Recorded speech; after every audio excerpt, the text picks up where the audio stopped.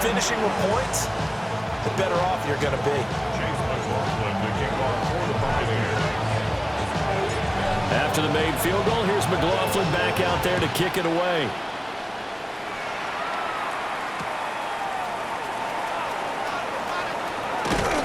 And he'll be out of bounds across the 25. And New York set to take the field. It hasn't gone particularly well for them, that's obvious. In these conditions, no points so far. They've got to get that offense on track. The question, how do they do it? It is the age-old question, isn't it? And to me, finding a way to make sure your playmakers touch the ball without it being too exotic. Meaning you don't have to go deep down the field. Maybe hit them on those short passes on the perimeter. Make sure you just turn around and hand it to your best runner and get out of the way. Don't cause any extra stress on your offense. 9 yards to pick up there, and it's a first down. That was a pretty favorable situation there. What would you call that? Second and manageable? Smart play, too. Didn't force it downfield when he didn't have it. Just checked it down, let him get the first down, and that's exactly what he did. Ball on a give up the middle. And he still has yet to get on track in this first half as they're going to stop him behind the line. Drop behind the line on a nice play by Deion Jones.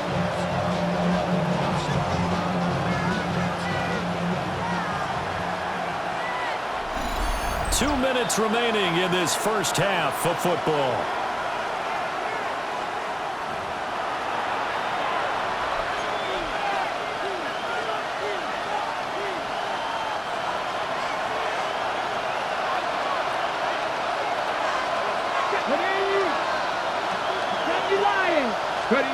Here's Taylor. That ball caught by the rookie from Georgia. They'll wind up getting 10 back as that sets him up for third down. Fired that one in there, able to make connection on a nice in route. With those faster passes when they're going that fast, any hesitation as a quarterback that the deflection, if you miss, might be bigger and lead to an interception? Yeah, and the deflection works both ways. Maybe a defender gets a hand in the way and it pops in the air. And sometimes you throw it so hard your receiver can't handle it, and he pops it up in the air for the defenders to grab as well. But a moot point there as they were able to connect. They're going on fourth down. It's Taylor. And a completion to Wilson. And he'll be taken down, but he does have first down yardage. Now we're going to get a timeout. Here's we've got an injured Buccaneer. So as the medical staff takes a look, we'll step aside. This offense finding its legs now. Here's another 1st and 10. To throw again is Taylor. It's a short one here, complete to the tight end. And this winds up a gain of 4 to the 41. And there's a completion to the tight end. And look at the size of these players nowadays. In that spot, 6'4", 6'5", and up. A lot of guys used to be basketball players, somehow came back to football. That's really good for the game of football. You're getting better athleticism, great hand-eye coordination, guys who know how to control their bodies when they run. Oh, the Buccaneer pressure too much. Down he goes. Credit the sack to Vita Vea.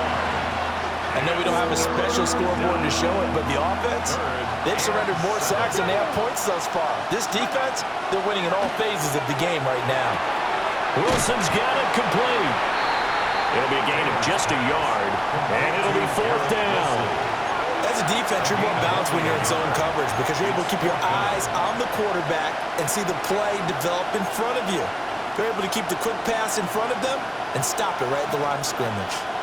No move to pull the offense. Taylor's going to go for it. They'll try and throw for it with Taylor. He'll try to do it himself. And it's incomplete. They cannot convert, and they turn it over. The Jets try it, but the fourth down play doesn't work. And this 10-play drive winds up yielding nothing. Well, their first fourth down attempt earlier was successful. This one backfires for a turnover on downs. I like their aggressiveness. I like what they're doing. They got it the first time they went for it. Why not a second time? I don't think they'll be daunted from attempting it again. If you're on the defensive side of the ball, though, any fourth down stop is a big momentum play. Mayfield down. And this one caught downfield by Evans. So they'll come up 1st and 10 now from the 33. A run up the middle with Irving. Trying to run inside, but nothing there. The tackle by Quincy Williams. And with just 1 second remaining in the first half, they'll call the timeout.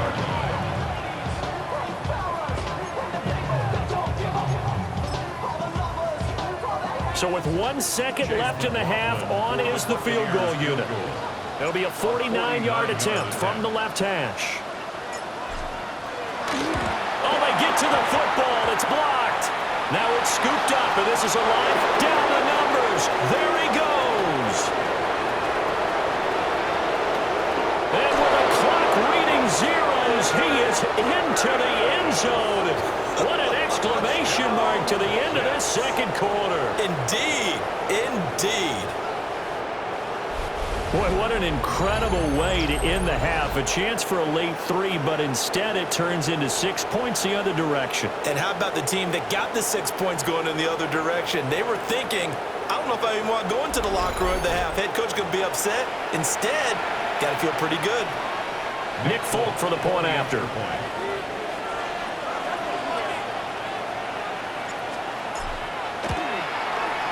And that'll make it 13-7. So halftime straight ahead. It is time to join our good friend Scott Hanson. He's got our EA Sports halftime report. All right, Brandon, thanks much. Welcome in, everyone. Scott Hanson here in our thankfully dry studios in Orlando. That's obviously not the case at the stadium, where the rain continues to play a factor in this game. Who will take better advantage of it in the second half? To find out the answer, let's go back out to the stadium and rejoin our commentary team, Brandon Godden and Charles Davis.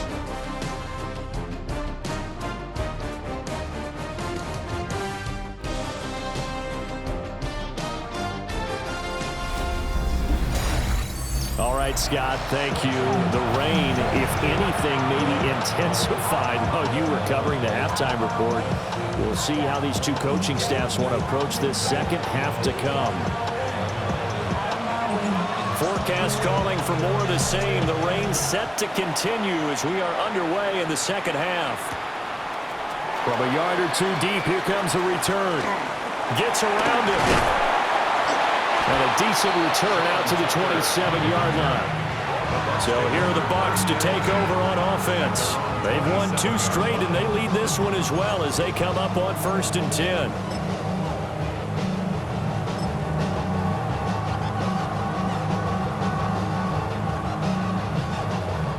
Looking to put a drive together.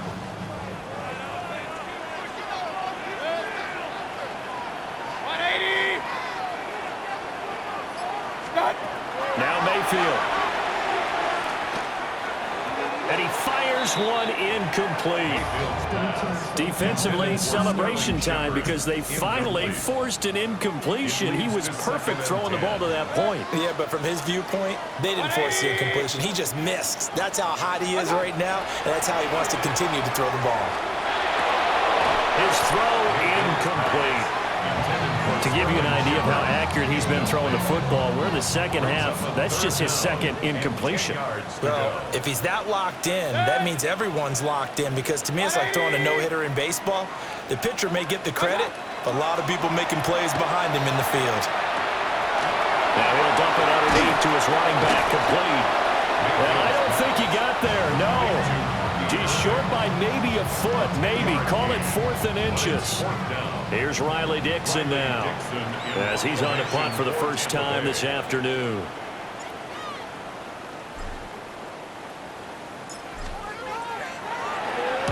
He was only asked to punt once in the victory last week as he sends this one away. Looking into the raindrops, and he muffs it. So here's the Jets offense now as they get ready for their first possession of the second half. And their defense did its job by forcing the punt to start things out. And now, Charles, can the offense get in gear? I think, partner, you can sense them saying, okay, the first half was theirs, but now let's get the momentum back on our side. We forced a punt. Now let's go downfield and score. If we do that, we'll be set up well for this second half. And That's his second sack in this one. And you just can't ask a defensive end or an edge rusher to play any better than what we're seeing right now. And, partner, it's still just the third quarter. I'm thinking he's not done yet. Even if he's not getting the sack, he's bringing a lot of pressure to the pocket. And that'll fall incomplete. He was hit just as he let that go. And now it's third down. We'll see where they go for this play call. Obviously tough in this spot, backed up. From the shotgun, it's Taylor. Oh, he tried to fit it in on the slant, and it's intercepted. Picked up by Deion Jones, the linebacker. And it's a pick six. He brings it back to the house from Buccaneer TV.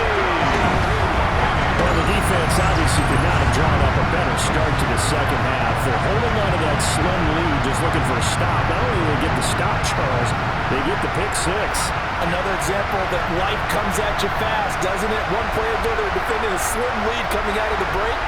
Now they're one more stop away from thinking about a possible put-away drive. McLaughlin for the extra point.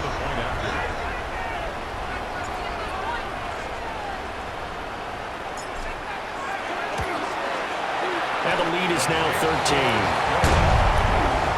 So the defense creating some points, not only getting the interception, but then returning it to the end zone for the pick six. So they throw the pick six. They'll get another shot at it now as this one's in the air.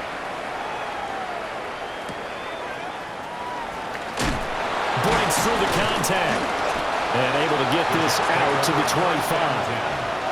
And New York set to take the field. Well, remember, they were just out here a moment ago through the pick six, so we'll see if they can take better care of the football this go-around. Yeah, and sometimes, partner, I think it's almost better that you just throw the pick six and you come right back out on the field. You're not over on the sidelines dwelling for it for very long. You're not hearing everyone say, oh, hey, you'll get them next time. Hey, don't worry about it. All that stuff just goes right out the window. You're right back out on the field with a chance to atone. That play going for 6.